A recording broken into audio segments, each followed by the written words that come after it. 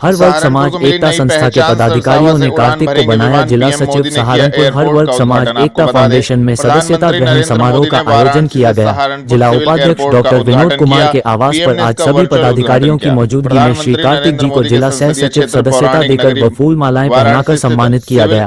राष्ट्रीय अध्यक्ष शौकीन ने बताया है कि हर वर्ग समाज एकता फाउंडेशन में जुड़ने वालों की संख्या बढ़ रही है और सभी पदाधिकारी व सदस्य अपनी जिम्मेदारी को निष्पक्षता से निभा रहे हैं। जिला अध्यक्ष डॉक्टर भारत मालियान ने बताया है कि आज कार्तिक को सदस्यता ग्रहण कराई गई। हम उम्मीद और आशा करते हैं कि सभी संस्था से जुड़कर अपनी जिम्मेदारी को निभाएंगे। इस अवसर पर प्रदेश महासचिव गुफरान, प्रदेश उपाध्यक्ष आजाद, प्रदेश कोषाध्यक्ष डॉक्टर सत्यवीर सिंह, मनोज कुमार, जिला सचिव सहित सभी मौजूद रहे। श्रीमती आनंदीबेन पटेल जी और हमारे नागरिक विमानन मंत्री केंद्र सरकार नायडू जी की उपस्थिति में और यहाँ सरसावा में, क्योंकि देश के प्रधानमंत्री जी ने आज 7 एयरपोर्ट्स को, उसमें से 4 का शिलान्यास किया है और 3 का लोकार्पण किया है। यहाँ सरसावा एयरपोर्ट की सौगात सहारनपुर जनपद को मिली है। आज के इस कार्यक्रम में हमारे प्रभारी मंत्री सुनील शर्मा जी भी उपस्थित थे। यहाँ के सभी मान्य मंत्रीगण, मान्य विधायकगण, हम लोग उपस्थित थे। आज के इस लोकार्पण और इस उद्घाटन समारोह के बाद सहारनपुर के विकास को एक नई उड़ान मिलेगी।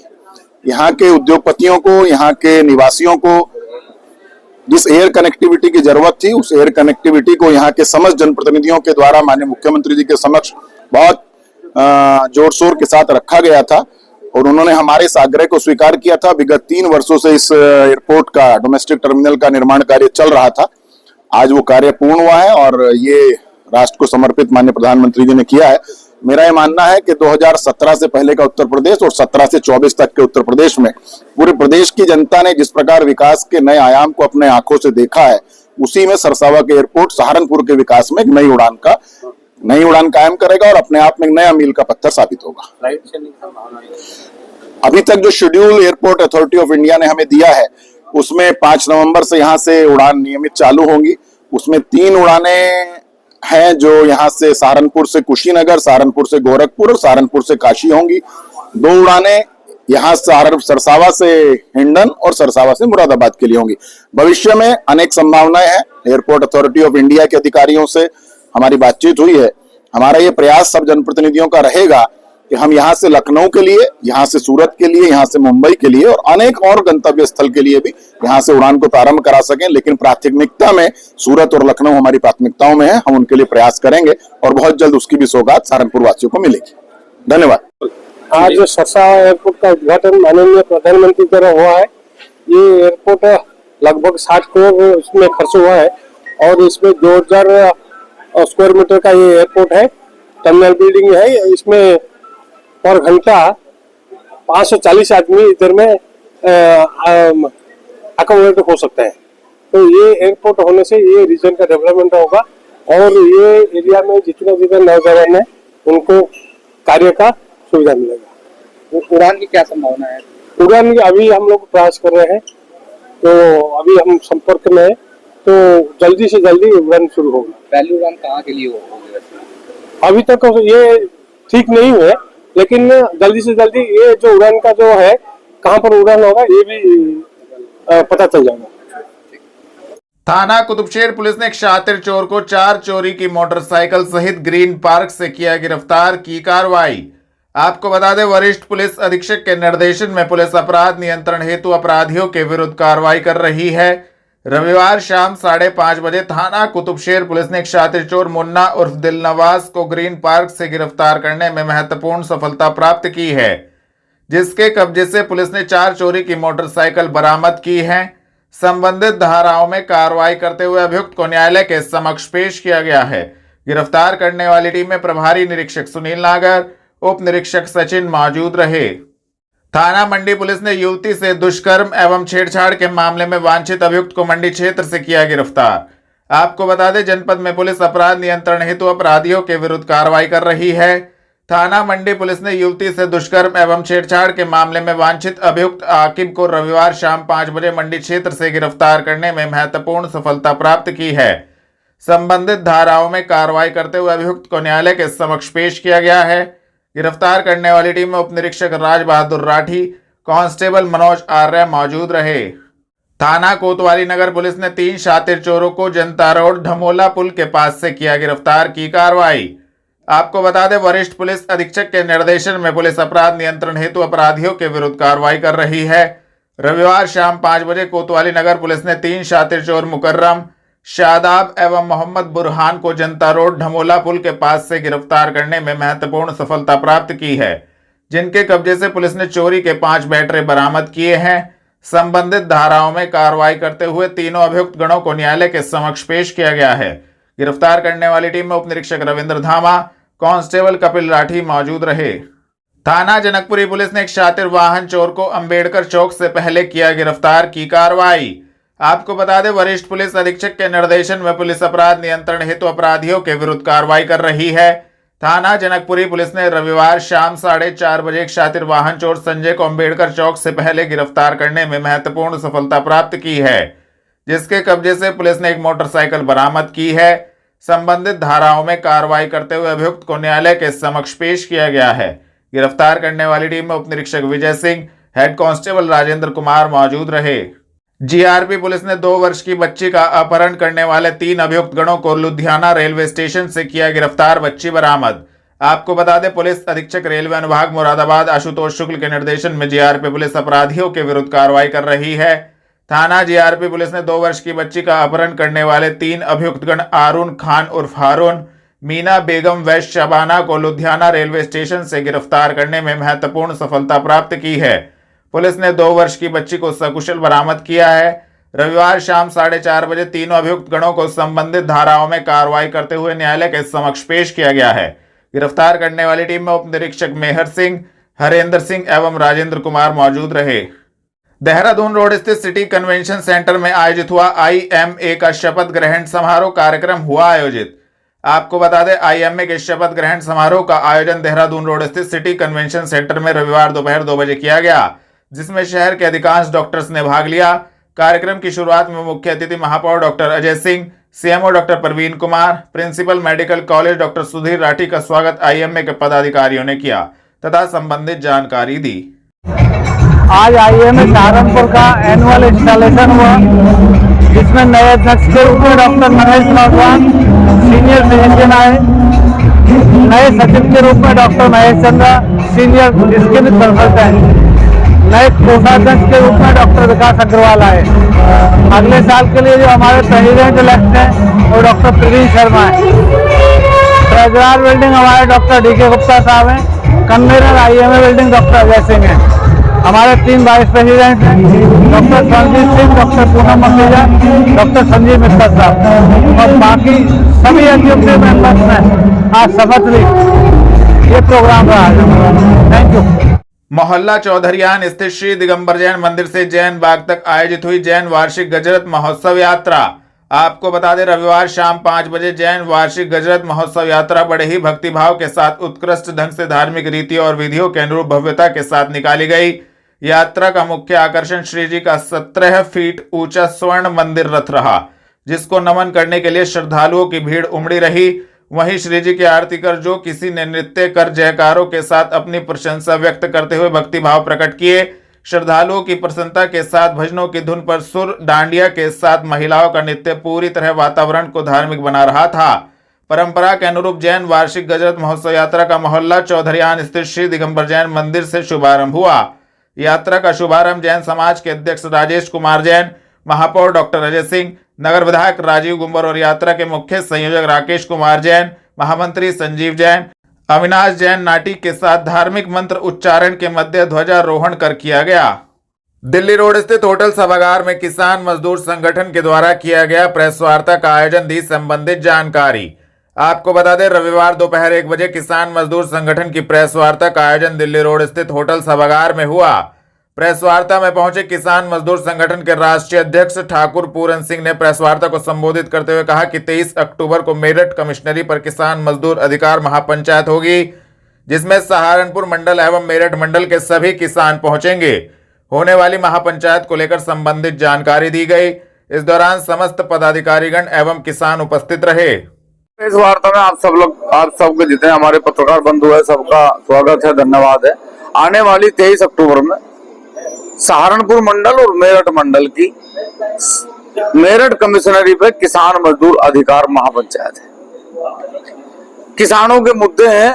बहुत लंबे समय से पूरा सत्र चला गया, सन 2023-24 का दोबारा से सत्र आने वाला है, लेकिन अभी तक भी किसानों का मिल ने भुगतान नहीं करा। आवारा पशुओं पे पिछले 5 साल से किसान त्रस्त है, लेकिन आवारा पशु कहने वाले आज हमें इस शब्द को कहने में भी शर्म आने लगी, क्योंकि ये शब्द हम उसके लिए कह रहे जिसे हम कभी गौ माता कहते थे। सरकार पे सबसे ज्यादा इसका फोकस था। आज उन्होंने फसलों को बर्बाद करने का काम करा, लेकिन सरकार आज तक कोई अस्थायी समाधान नहीं करा पाई।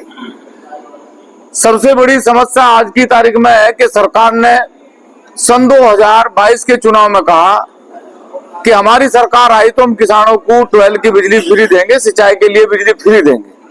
लेकिन दुर्भाग्य है सरकार का भी और दुर्भाग्य है किसान का भी कि बिजली फ्री देने की तो बहुत दूर की बात है, सरकार ने जबरदस्ती रजिस्ट्रेशन के नाम पे बिल जमा करवाए। सरकार ने रजिस्ट्रेशन के नाम पे किसानों के घरों पे मीटर लगाने शुरू करे, 12 में मीटर लगाने शुरू करे और शर्त रखी कि जिसका घर का और 12 का समस्त बिजली का बिल जमा होगा उस व्यक्ति का ही बिजली फ्री होगी। लेकिन किसानों ने घर का बिल भी जमा करा, बिजली का 12 का भी बिल जमा करा, उसके बावजूद भी सरकार ने बिजली फ्री नहीं करी। ये लड़ाई है। टोल के नाम पे जो लूट है, अच्छी सड़कों के नाम पे जो चकाचौंध सड़कों की दिखाई दे रही, उन सड़कों के नाम पे जो रोज लूट है, उस लूट को सरकार बंद करे।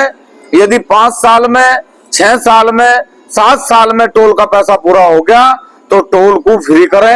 ये टोल के नाम की सरकार ने बहुत बड़ी लूट फिलहाल नेशनल हाईवे, स्टेट हाईवे के नाम पे चला रखी। आप बता रहे थे आरटीआई के माध्यम से कुछ जानकारी मिला टोल प्लाजा। आरटीआई की अभी आज तक पे एक सूचना चली थी, रात को ब्लैक एंड व्हाइट में सुनील चौधरी जी एक खबर दे रहे, उसमें इन्होंने बॉम्बे के पास 4 रोड के आरटीआई किसी ने दी, उन्होंने खबर चलाई कि एक रोड है बॉम्बे के पास 440 करोड़ रुपए में उस रोड की कीमत, 440 करोड़ रुपए में रोड बनकर तैयार हुआ, उस पर टोल लगा। जिस दिन वो खबर थी उस दिन की रिपोर्ट थी कि 1680 करोड़ रुपए अब तक उस रोड से कमा चुकी सरकार और सन 2038 तक उसका टेंडर है। तो आप समझो कि 4 गुना पैसा कमाने के बावजूद भी 38 तक कितना पैसा कमाया जाएगा। तो ये जो चकाचौंध हम लोगों को दिखाई दे रही, और सबसे बड़ी दुर्भाग्य की बात है कि परिवार के साथ जब आदमी घर से चले टोल के लिए और यदि किसी कारण से उस पर फास्ट टैग ना हो या किसी अन्य प्रकार की व्यवस्था ना हो तो परिवार के सामने जो टोल पे बाहुबली रोक रख रखे वो फिर परिवार का भी शोषण करें, अपमान करें और कहीं ना कहीं तानाशाही से सारे काम चलाने का प्रयास करें। एमएसपी को लेकर क्या? देखो, एमएसपी सरकार ने घोषणा करी, आप सब लोगों को पता है कि ये आंदोलन चला 14 महीने दिल्ली की सड़कों पे, किसान रहा, 750 किसान मरे, शहीद हुए और सरकार ने कहा कि हमारी जिम्मेदारी है पूरे देश में एमएसपी लागू होगी। सरकार 23 फसलों में एमएसपी है, लेकिन दुर्भाग्य यह है कि उन 23 फसलों की एमएसपी पे भी पश्चिमी उत्तर प्रदेश में, पूर्वांचल में, अवध में, हरियाणा में, पंजाब में, मध्य प्रदेश में, तमिलनाडु में, सब जगह की अलग अलग फसलें हैं। तो सारी फसलें सरकार कह रही कि किसान अपनी फसल कहीं भी बेच सके, सरकार कह रही कि हमने कानून लाए किसान अपनी फसल कहीं भी लेके चला जा, लेकिन उत्तर प्रदेश का किसान धान लेकर हरियाणा जाएगा तो पहले उसे पुलिस को क्रॉस करना पड़ेगा, अधिकारियों को पैसा देना पड़ेगा, और यदि हरियाणा का किसान गन्ना लेकर उत्तर प्रदेश में आवे तो उसे 1000 परेशानियों का सामना करना पड़ेगा। इसलिए सरकार की सारी बात झूठ है। सरकार बनाने के लिए झूठ बोला जा, झूठ बोल कर वोट ली जा और उसके बाद सरकार की सभी वादे फुर, उनका कोई वजूद नहीं। घंटाघर निकट होटल सभागार में electro homeopathic research and development organisation द्वारा की गई प्रेस वार्ता आयोजित। आपको बता दें, रविवार दोपहर 1 बजे electro homeopathic research and development organisation द्वारा घंटाघर निकट होटल सभागार में प्रेस वार्ता आयोजित की गई। प्रेस वार्ता में राष्ट्रीय सचिव डॉक्टर अजीत सिंह ने कहा कि सहारनपुर सहित उत्तर प्रदेश के स्वास्थ्य विभाग की ओर से चिकित्सकों के क्लिनिकों की जांच का स्वागत करते हैं। जांच की आड़ में किसी भी अधिकारी की ओर से इलेक्ट्रो होम्योपैथिक में प्रैक्टिस करने वाले चिकित्सकों को परेशान न किया जाए, जिसको लेकर संबंधित जानकारी दी गई। आपका नाम और आज किस मीटिंग में? जी, मेरा नाम डॉक्टर अजीत सिंह है। मैं ERDO जो हमारी संस्था है उसका जनरल सेक्रेटरी हूँ। तो आज हम यहाँ पे जो एकत्रित हुए हैं उसमें बेसिकली जो हमारे डॉक्टर्स हैं उनकी एक हमारी रिफॉर्मेशन मतलब एक मीटिंग होती रहती है कि सिस्टम के बारे में डिस्कस करना और क्या सिस्टम है, क्या अपडेशन है गवर्नमेंट के साथ, अभी तक हमारा कहाँ रिकॉग्निशन का मसला जो पहुंच चुका है। और एक जो इशू अभी यहाँ यूपी में चल रहा है कि कुछ इशू नोटिस जारी हुआ है जहाँ पे गवर्नमेंट की तरफ से कि जो जोला छाप डॉक्टर की कैटेगरी की जो उन्होंने कैटेगराइज किया है कि ऐसे जोला छाप का मतलब क्या होता है कि एक्चुअली द पर्सन जिसमें वो ट्रेंड है डॉक्टर और उसमें यदि वो अपना काम नहीं कर रहा तो उसको वो जोला छाप कहते हैं। उसमें वो एलोपैथ भी हो सकते हैं, हर आदमी हो सकता है जो अपनी विधा में काम नहीं कर रहा। तो उसमें हमें ये था कि उसके बारे में एक डिस्कशन हमारे डॉक्टर्स में एक इनसिक्योरिटी थी कि ऐसा धड़पकड़ जो हो रही है तो उसमें हमारा क्या होगा। तो उसमें हमने डॉक्टर्स अपने को यही बोला है कि देखो भैया, अपने सिस्टम में आप प्रैक्टिस करोगे तो आपको कोई चिंता करने की जरूरत नहीं है, शासन आपको कुछ नहीं कहेगा, शासन सहयोग कर रहा है और शासन यही कह रहा है कि आप जिसमें ट्रेनिंग आपने ली हुई है उसी में आप अपनी प्रैक्टिस करो, राइट। और यदि आप इलेक्ट्रोपैथी ली हुई है, आपके पास सर्टिफिकेट है और आप अंदर आयुर्वेदा दे रहे हो, एलोपैथी दे रहे हो, तो वो गलत है और हम उसका वेलकम करते हैं। इसमें शासन बिल्कुल सही है, इसमें शासन का कोई भी दिक्कत नहीं है, तो ऐसा होना भी नहीं चाहिए, है ना। बाकी वो अलग बात है कि शासन क्या सारी सर्विसेज दे पा रहा है गाँव में, इधर पूरे चीज़ों में, तो वो अलग मसला है। हाँ जी, क्या आपने डिस्कस किया आपस में सब लोगों ने? हमने यही अपने डॉक्टर्स को रिक्वेस्ट किया है कि आप अपनी उसमें प्रैक्टिस करिए, अपनी दवाइयाँ रखिए, अपने सिस्टम में डायग्नोसिस करिए, तो आपको कोई भी नहीं टच करेगा। और ऐसा हुआ भी नहीं है, यदि कोई ऐसा काम हुआ भी था तो हमारे डॉक्टर कल्याण जी है, हम जाके CMO को मिले हैं तो उन्होंने कहा हमें कोई दिक्कत नहीं है, आप अपने में करो, बस आपके अंदर ये नहीं होना भी शीशी चढ़ा रहे हैं, इंजेक्शन लगा रहे हैं, जिसकी आपने प्रशिक्षण ही नहीं लिया, आपके पास उसकी क्वालिफिकेशन ही नहीं है, तो आप उसको काम नहीं करना चाहिए, वो इलीगल है, गैर कानूनी है। अगर बात की जाए हाई कोर्ट, सुप्रीम कोर्ट के द्वारा और ये इंडियन गवर्नमेंट द्वारा क्या होम्योपैथी को लेकर, चिकित्सा को लेकर क्या डायरेक्शंस हैं? देखिए, सुप्रीम कोर्ट ने ऑलरेडी बहुत पहले ये बात क्लियर कर दी थी कि जब तक इंडियन गवर्नमेंट इसके लिए कोई एक्ट नहीं ले सकती। हुआ क्या था कि एक याचिका दायर हुई थी दिल्ली हाई कोर्ट में, उसमें यही मसला उठो के आया था कि उनको गवर्नमेंट कह रही थी कि जो अनरिकॉग्नाइज्ड लोग हैं इनको बंद किया जाए। तो कोर्ट ने उसमें इंटरफेयर करके ये कहा था कि गवर्नमेंट से पूछा था कि आपके पास क्या आधार है इनको बंद करने का, तो आधार कुछ नहीं है, कोई कानून कोई नहीं है। तो उसके ऊपर भी गवर्नमेंट ने फिर IDC जो इंटर डिपार्टमेंट कमेटी को गठित किया जो 2018 में हुई, और आज तक उन्होंने फिर उनको कहा कि आप इन लोगों का पूरा इनको स्क्रूटनाइज करिए, समझिए इनके पास क्या है, और यदि सब कुछ सही है तो इनको मान्यता दीजिए ताकि ये रेगुलाइज की जाए और इनको पूरा ऑथराइज किया जाए।